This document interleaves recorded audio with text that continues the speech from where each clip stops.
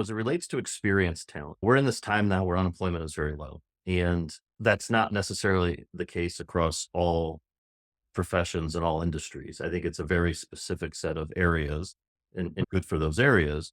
But there's a lot of professionals out there in software, in sales, in marketing, et cetera, who are on the market and are aggressively looking for their next thing and are in a highly competitive situation, applying to jobs and literally having five, six, seven, 800 other people applying at the same time.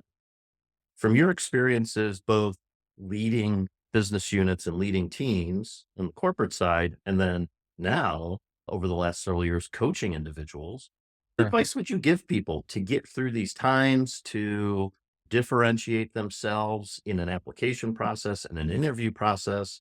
How to stand out, how to get that opportunity more than just applying to a job and throwing resumes over the wall? We're feeling and seeing an awful lot of folks that are doing an introspective. It is not so much about how do I differentiate and get that job. There are some folks, of course. We live in a physical world. I've had a gap. I need to get a good job and pay the mortgage.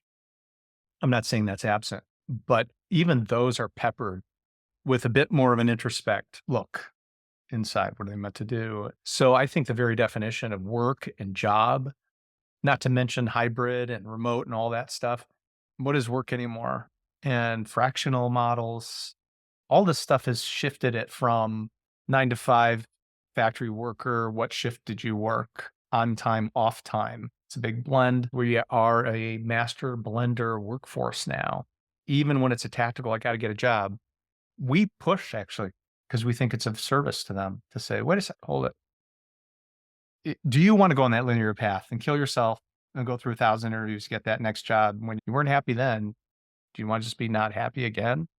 One thing that's clear is with applicant tracking systems and some AI and other stuff, the volume game has changed. The numbers have changed, it seems.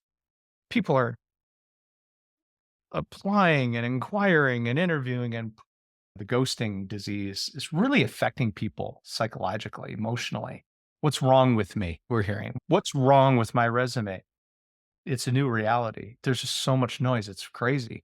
Yeah. So, one piece of advice is I'm not saying don't feel what you're feeling. That's one of the important things in coaching. If you feel it, it's real. I can't tell you what to feel. But if you can, recognize if you can, it's not you.